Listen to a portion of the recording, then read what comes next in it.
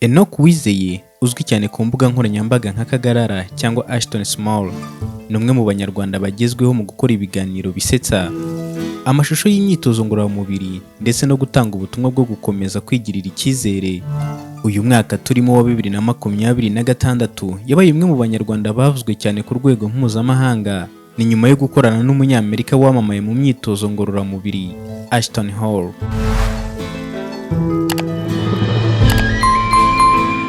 Enoch Uwizeye yavukiye mu Rwanda, afite ubumuga bw'igihagararo, ibizwi cyane mu Cyongereza nka short stature. Nubwo yakuriye mu buzima butari bworoshye, hari abamubonaga nk'udashobora kugera kure. We yahisemo kudacika intege, ahubwo yiyemeza kwerekana ko ubumuga budashobora kubuza umuntu kugera ku nzozi ze.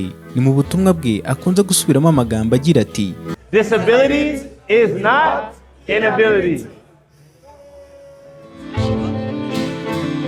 Aya magambo yabaye nk'indangagaciro y'ubuzima bwe, ndetse ayakoresha ashishikariza abandi bafite ubumuga cyangwa bahura n'imbogamizi zitandukanye gukomeza guharanira inzozi zabo. Yakuriye mu buzima bubi cyane, aho yatungwaga no gutega amafuku. Natega ikintu bakwitiye amafuku. Wari umu expert mu ifuku. Zikajya hehe? Zimwe naziryaga. Ntago yarega tuye tuvuga ubuzima. Ninjye kuvuga ngo nakoze nk'umwana ngo wahehe ndabambeshye. Yego. Nakubwije ukuri ngo nateze amafuku nje najyaga nabona yageraga mu bitoro nkajyana n'imigo. Ntago nahushaga ifuku. Yego. Narazizanaga nkavuga ati uyu munsi nishe ifuku 5. Ifuku 5 kuri 400 cyangwa 8, najya nicaga nk'icumi. 10 kuri 400 cyangwa 600. Nawe wumva ayo mafaranga. Ibihumbi 4 ku munsi wajya saga nyiri umurima abana be batazirya, watucyura n'inyama. Akura yitwa amazina amukomeretsa, ndetse avuga ko yanenwaga na rubanda, hari n'abangaga gusangira nawe.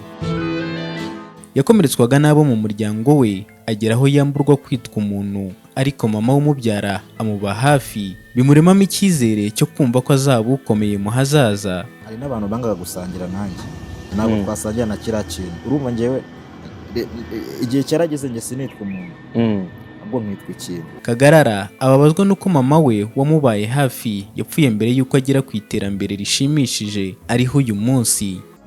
Mama nagakiriho nyine tu pore kabisa. Man, niwe nyine niwe muntu watumye nigira icyizere.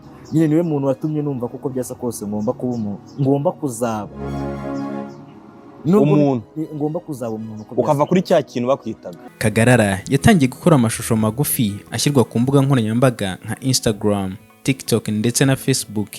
Mu ntangiriro yakoraga amashusho y'urwenya, ariko nyuma aza gutangira kwigana uburyo umunyamerika Ashton Hall akora imyitozo ngororamubiri n'uburyo atangira umunsi we. Slow, you can still go. Even when there's no hope, you can still go. I never answer to no, man, I still go. Ayo mashusho yayongeraga mu buryo bwa Kinyafurika, ndetse akavuga amagambo yatumye abantu benshi bayakunda cyane. Abantu batangiye kumukurikira ari benshi, aho kugeza ubu yaciye agahigo ko kuba ari we mu content creator wo mu Rwanda ukurikirwa na miliyoni nyinshi ku isi. Kagarara cyangwa se Ashton Small wabaye ikimenya bose. Ubundi ni muntu ki? Njye mugiye kubana nitwa Michael. Uwizeyimana Enoch yavukiye mu karere ka Rusizi, avuka mu bana 7, akaba ari we muhererezi.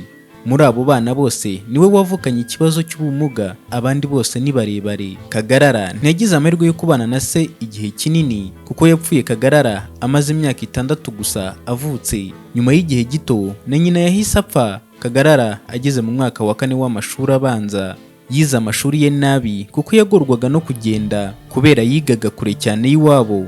Yaribwaga mu mavi, ibyo bigatuma asiba ishuri kenshi, agatahana amanota mabi. Akimara kuba imfubyi, nta se nta nyina, yatangiye kwitakariza icyizere, abona ko ntacyo amaze. We n'abavandimwe be basigaye barerwa na mushiki wabo, ubuzima burabacanga. Kagarara ageze mu mwaka wa 6 w'amashuri abanza, yatsinzwe ikizamini cya leta, bimubuza amahirwe yo kujya kwiga interina. Yiga ku kigo cyari hafi y'iwabo cy'uburezi bw'imyaka 9.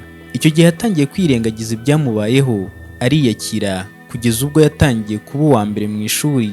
Mu mwaka wa 9 yatsinze ikizamini cya leta, ahabwa kujya kwiga i Huye mu ishami ry'imibare, computer n'ubukungu. Kwiga no kubona ibikoresho by'ishuri byaramugoye, kuko mu rugo nta bushobozi bari bafite, cyane ko n'ababyeyi be bose bari baritabye Imana. Habura iminsi mike ngo ishuri ritangire, yaje kubona umushinga wishyurira abana ishuri witwa Global Fund, abifashijwemo na animatrice wari waramwemereye kumugurira ikayi naramuka atsinze ikizamini cya leta. Uyu muryango wamwemereye kwishyura minerivare, ariko ibikoresho by'ishuri akabyimenyera. Ibikoresho byarabuze burundu. Nyuma y'iminsi 3 abandi baratangiye ishuri, hari umugabo Imana yakoreyemo amugurira ibikoresho.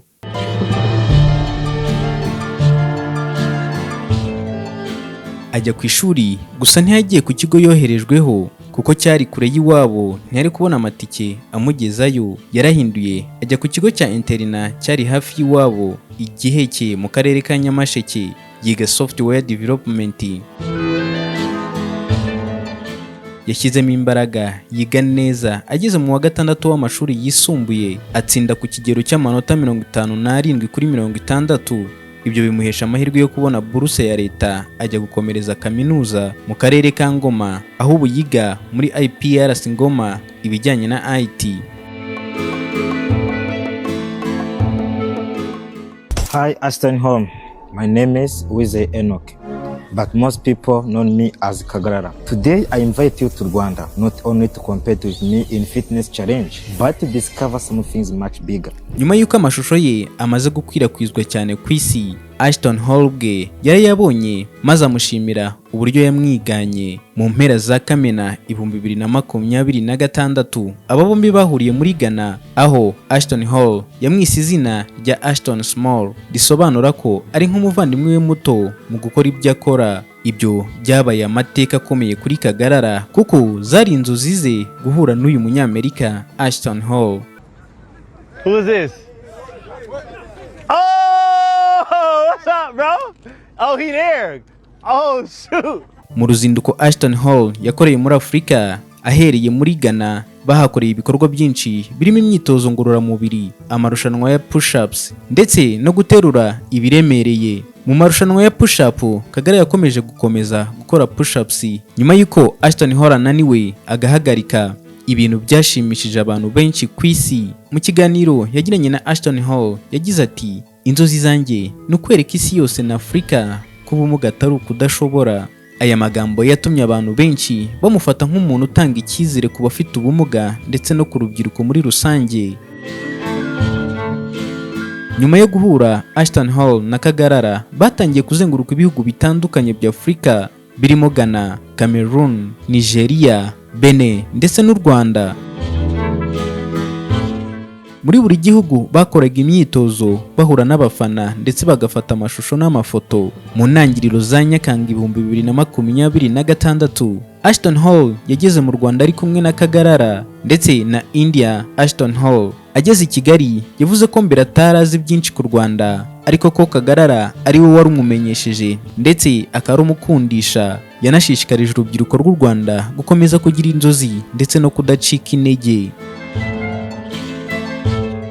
Hari ibintu byinshi byatumye Kagarara akundwa: gukoresha urwenya rufite ubutumwa, kudacika intege nubwo afite ubumuga, gukora siporo ku rwego rwo hejuru, gukomeza kwamamaza u Rwanda ndetse no gutanga icyizere ku rubyiruko.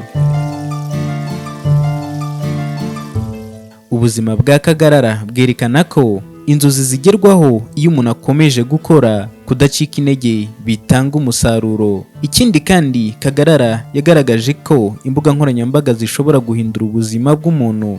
Ubumuga ntibubuza umuntu gutsinda. Kwihangana no gukora buri munsi bishobora kugeza umuntu ku rwego mpuzamahanga.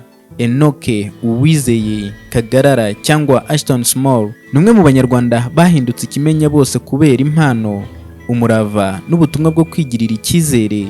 Inkuru ye yerekana ko gutsinda bitaterwa n'imiterere y'umubiri cyangwa aho umuntu akomoka, ahubwo biterwa no kwizera inzozi, gukora cyane no kudacika intege. Mu gihe gito yavuye ku gukora amashusho y'urwenya mu Rwanda, agera ku rwego rwo gukorana n'umwe mu bakinnyi b'imbuga nkoranyambaga bakurikirwa cyane ku isi. Ibintu byatumye aba ishema ry'u Rwanda kandi akomeza kubera benshi urugero rwiza.